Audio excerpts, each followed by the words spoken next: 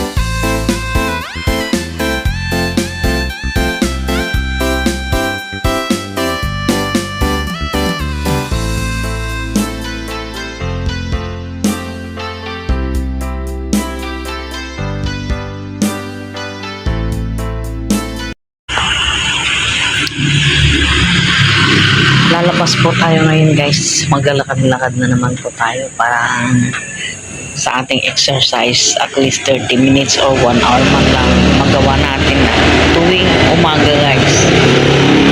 At habang naglalakad po tayo, ayan, maghahanap po tayo ng mga dahon-dahon dyan na gugulayin guys para may ihalo po tayo dito sa mga gulay natin na ito. Pwede na pong pitasin ito. Kasi hanggang dito lang yung ilalaki nito eh. Yan o. Masarap sa pakbit. Ito. Ganito na lang din ito eh. Half inch. Ito.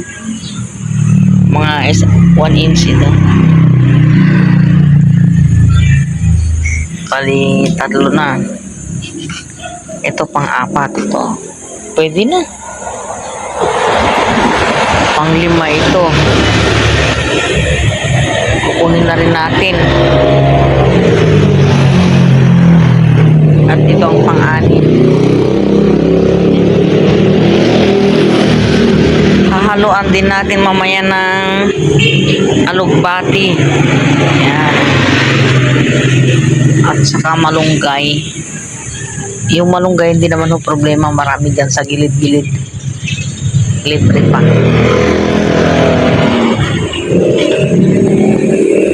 Ang tagal lumabas itong bunga nitong ano eh, sili. Ito yung inabangan ko, yung daming bulaklak eh.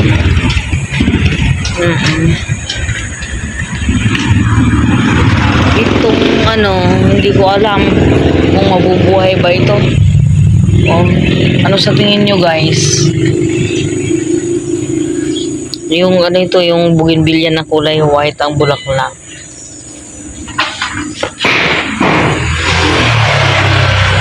Ang gaganda ng mga halaman ko dito sa side nito guys, lalo na yung kangkong.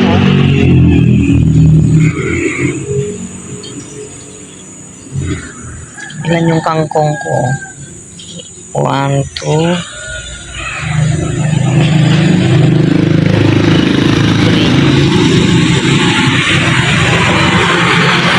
laging binubungkan ng daga kasi may butas dyan na yung tumo. Doon siya dumadaan. Lagi naman tinatakpan ng asawa ko ng lupa. Sana dumami itong ano eh, itong kangkong ko eh. Yan o.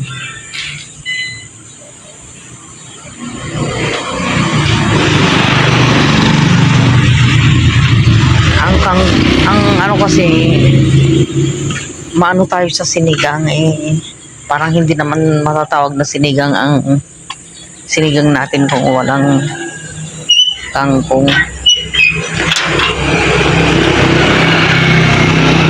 Malaki na itong cactus ko guys. Oh. Yan o, nakikita nyo. Galing Baguio to eh.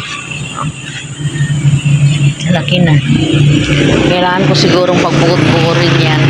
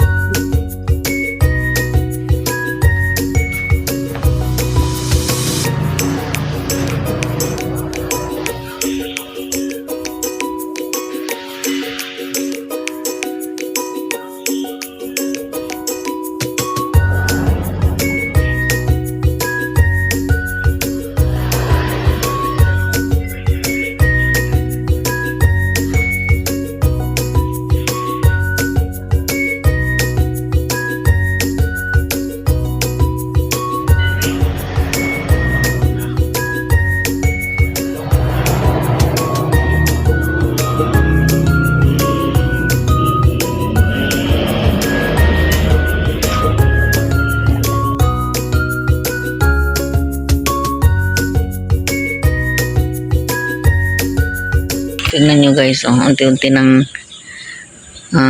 nalalaglag lahat ang bunga ng mga mangga. Ang dami sa bubong. Ako, Diyos ko. Itong bougainvillea na to, tuyong-tuyo na siya. Kaya, ayan, oh. Nalalanta na. Pero mamaya-maya dadating yung may-ari nito. Bukas maganda na naman ang itsura. Hindi katulad nung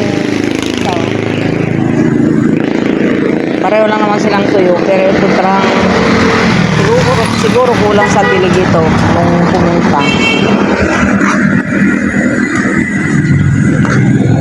Halata mo talaga parang tao rin, oh. Ito kaya pa. Matibay pa itong mga ito. Yun lang isa, nalulungkot. Napuyat yata kayo, ah.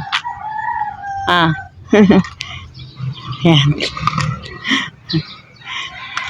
Napuyat sila siguro. Yun. Doon sila nagtataguan. Uwi na kayo sa bahay nyo. Hinahanap kayo ng mga magulang nyo. Ayan, oh. Parang mga tao rin na batang hamog ba. Yun. Yung naglalabasan na yung mga barkada nyo. Ayun na yun. Ayun yung kaibigan nyo. Yan. Papunta na rito.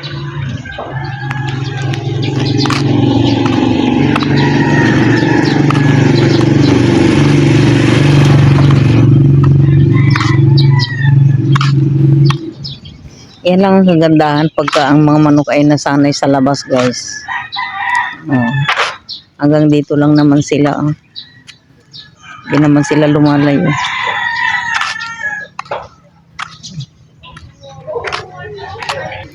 Ang dami bunga ng mangga, kaya lang ang tataas. Kung ako sa may-ari, hindi ko na patataasin ng ganito. Puputulan ko na agad. Lalo na hindi ko naman mababantayan. Hindi ko naman makukuha yung mga bunga. Kailangan pa rin natin umarkila ng aakyat para mamitas. Nabanggit ng asawa ko na green na raw ang tubig ng aming pool. Tapos pinandar pa niya, kaya pinuntahan ko kaagad dito para iayos. Lalagyan ko ng muriatic at saka ang ito chlorine.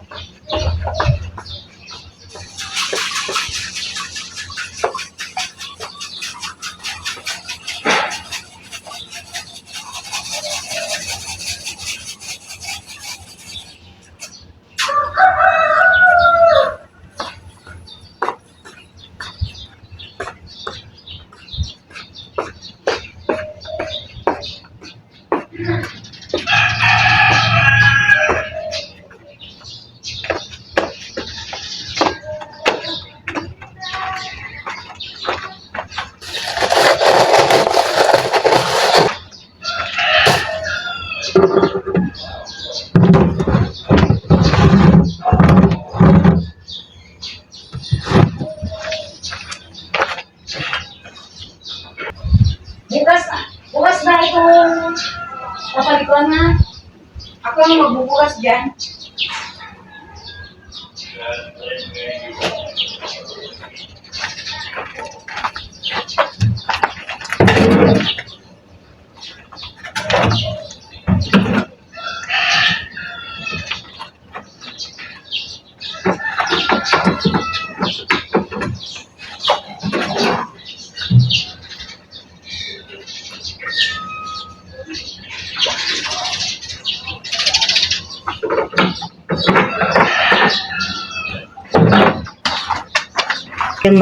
Magbabakwas tayo ngayon, guys. Palagay ko ito, ilang araw na rin nilang binuksan to eh. Yan. Baba natin ito pag magbabakwas tayo. Tapos itong main drain. Tapos, and then,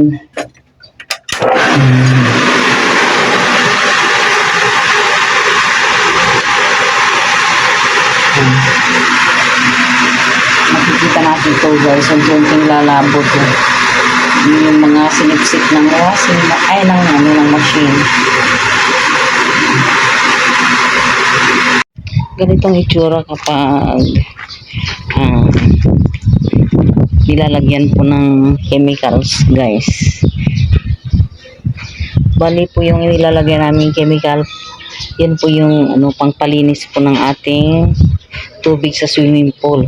Ayan. So, nakikita po ninyo, green na po ang kulay niya. Ibig sabihin, naglulumot na siya. Kailangan na po nating i-treat. Bukas pa po natin pwedeng anuhin ito. Antayin po muna natin na malusaw itong mga chlorine niya, guys, bago natin i-vacuum bukas. So, ngayon, guys, ay uwi na po tayo. Babalikan na lang po natin bukas. Ang ganda ng bulaklak ng aking bonsai, guys. Oh. Dati gusto ko nang alisin yan eh.